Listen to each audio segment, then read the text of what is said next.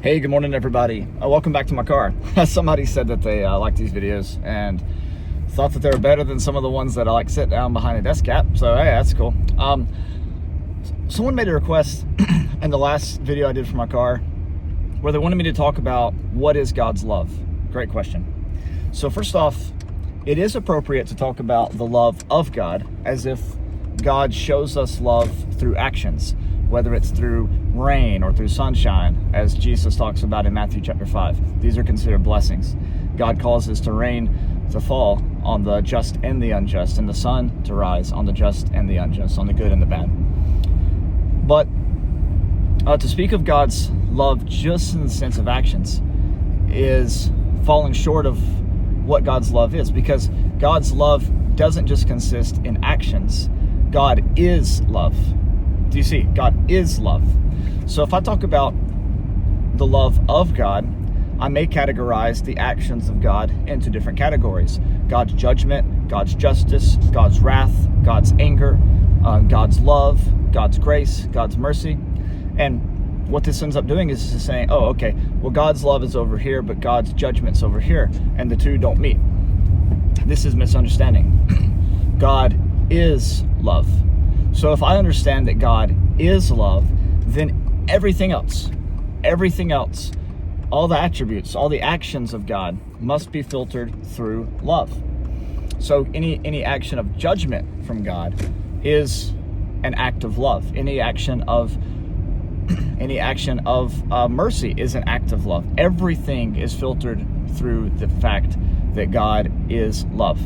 But what exactly does this mean, that God is love? Because for there to be love, we typically think there needs to be an object of love, like I love my wife or I love my children. And this might not necessarily be true. That is, I definitely love my wife and my children. What I mean is, there might not have to be an object of love. That may be a misunderstanding. But what does it mean then that God is love within that paradigm? Because I think that you can love for the sake of love, in a sense. But that's kind of getting back to the definition. So anyways, God is love means that God is relationship. In John chapter 17, Jesus says that to have eternal life is to know the Father. John chapter 17, verse 3. Within this context, he's talking about glory. I will glorify you just as you have glorified me. And the very next thing that happens in John is not the ascension. We typically think of Jesus being glorified as the ascension. What we need to understand, though, is that Jesus comes in power and great glory, not at the ascension, not at Pentecost, but precisely at the moment that he's hanging upon the cross and he cries out, "It is finished." That's Jesus coming in power and great glory in his kingdom. Here's why I think so. In Mark chapter 10, I believe it is, Jesus is talking to James and John, and he says, James and John say, "Can we sit at your left and at your right?" And Jesus says, and they say, "Can we sit at the left and your right in your glory?" And Jesus says, "Well, are you able to drink the cup that I'm about to drink and be baptized with the baptism that I'm about to be baptized with?" And they say, "Well, of course." He says, "Well, indeed you will, but you don't even know what you're asking for, right? You don't even understand the thing that you're asking for, because Jesus' glory is the cross." Paul said that he wanted to know nothing among them except Jesus Christ and him crucified. That's at precisely the moment that Jesus is hanging on the cross.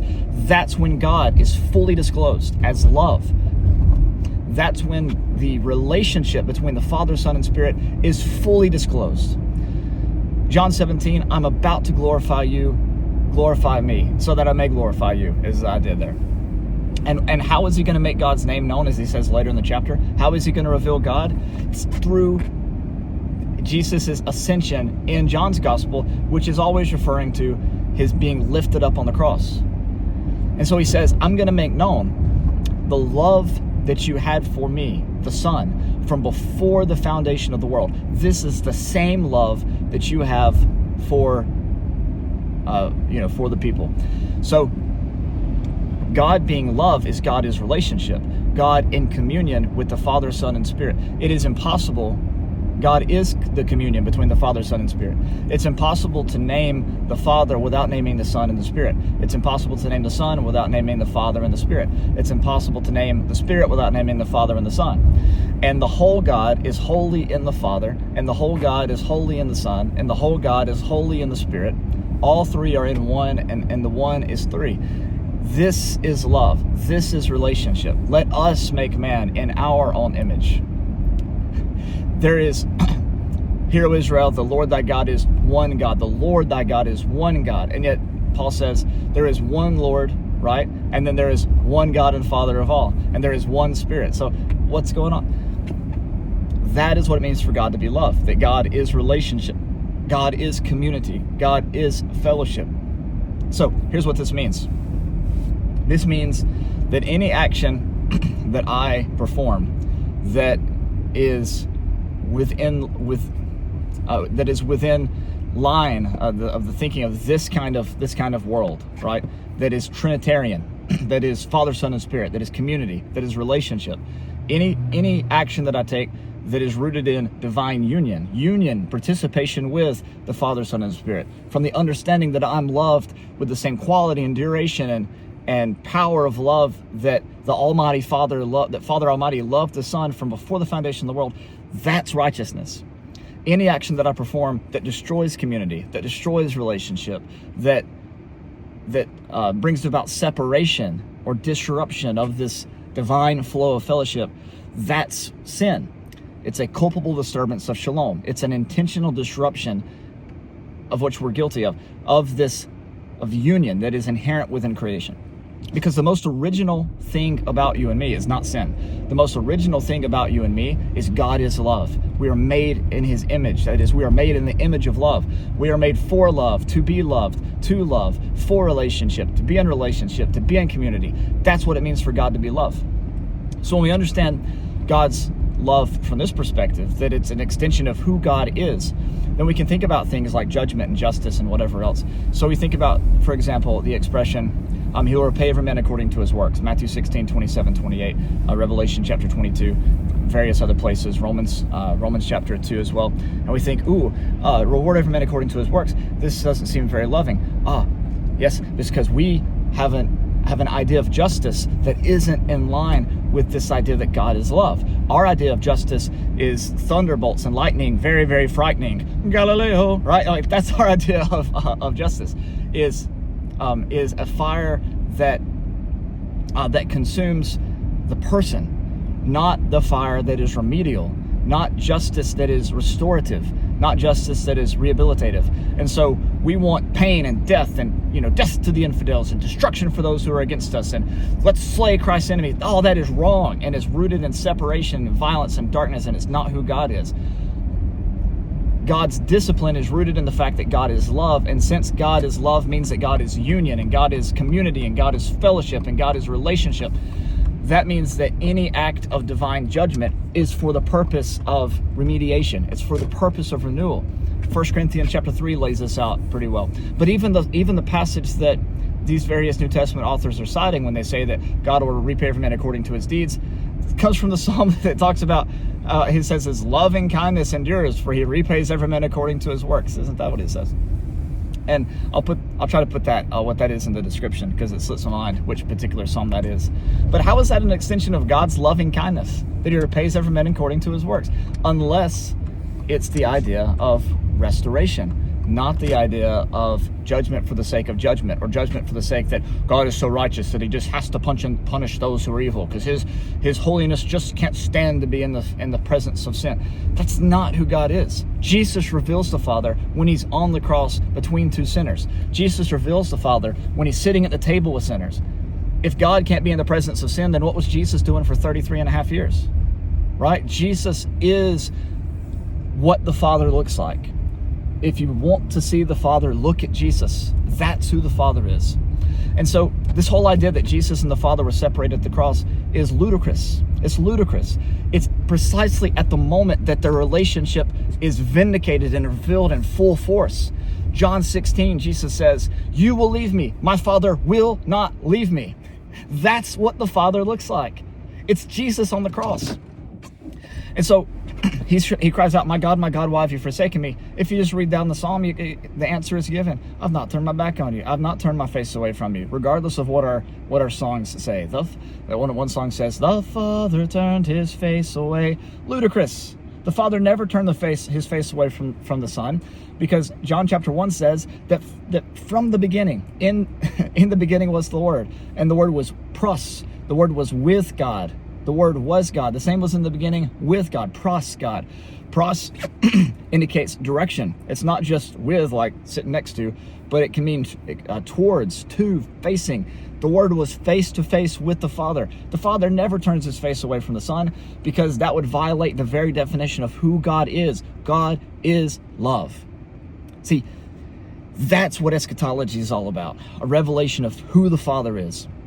And so anytime we read about Jesus coming in glory, Jesus' glory, the Father's glory be revealed, keep in mind that the ultimate expression of God's glory is on the cross, when Jesus is hanging there and says, Father, forgive them, for they don't know what they're doing. When he says, Lord, into thy hands I commend my spirit. When he says, it is finished. That's the Father on full display. Nothing in the world like it. That's the perfect revelation of God's love, of God's justice, of God's mercy, of God's judgment. Did I already say that? Of God's wrath, of God's love. Father, Son, and Spirit. That's what it means for God to be love. Man. And so, when you think about heaven, you think about hell, you think about all these things, it's God disciplines those whom he loves, is what Hebrews chapter 12 says, right? It's remedial. And so in Revelation chapter 21 and 22, the new heavens and new earth, there's gates, but the gates are always open. The gates are never shut, which means with an almighty Father working in infinite space and time, pouring out his love for all since Jesus was slain from before the foundation of the world, in the context of this face-to-face relationship between the Father, Son, and Spirit. That means there is an infinite amount of time for God, who is love, God who is Father Almighty, to be a Father, to work, which means that people can go into the gates. That's why the gates are open, so that people can go into the gates if they would just wash their robes and come in. Here's where the problem lies. For so many people, a great gulf lies between them and God, like in Luke chapter 16 with the rich man.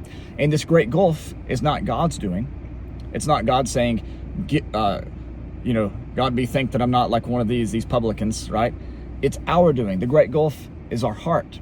When we live in the lie of separation, when we live in the lie of darkness and delusion and all these things, when we pursue a way that doesn't lead to ourselves, not in a selfish sense, but God in us, God with us. As Jesus said in that day, John 14:20, you'll know that I'm in you and you are in me and I'm in my Father's and my Father's in me. He uses a variation of those phrases all throughout John 13 through 17.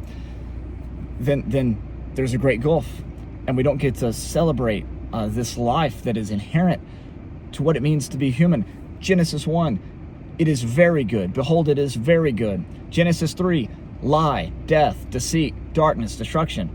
We shouldn't build our theology upon Genesis 3. We should build our theology upon what has been restored to us through Jesus, through a revelation of divine love that's back in Genesis chapter 1, where God says, behold, it is very good. To the degree that we live under the lie of separation in Genesis 3 is the degree to which we'll experience death and darkness and chaos in this world. To the degree that we live in the fact that God is love, God is relationship, let us make man in our own image, Genesis chapter 1. What is the image? The image is love. The image is community. The image is relationship. The image is communion. That's who God is. That's what it means for God to be love. And unless I live in light of that, I'm going to be beating my head against a religious brick wall my whole life, trying to crawl across the desert on my hands and knees to get back to the God who's already within me, who already made me in his image. And I've done a lot to move away from that. But until I accept that's the fundamental truth about me and the fundamental truth about you, that we were made to be in relationship with God because God is love. We're invited into the fellowship of the Father, Son, and Spirit. Until I admit that, I'm going to be, banging away on the doors of heaven with a creed book in my hand, showing that I've recited it perfectly. Or banging away on the doors of heaven with all my scripture verses I've memorized to prove that I'm right and every other Christian is wrong. That's not the way to fellowship with God. The way to fellowship with God is through the cross, which is dying to self and coming alive to God. That's what love is. Woo! we've been preaching. Sorry about that. Got kind of fired up there. Yeah, that's what I think. So have a good day. God bless. Dare you ask more questions? I guess we'll see.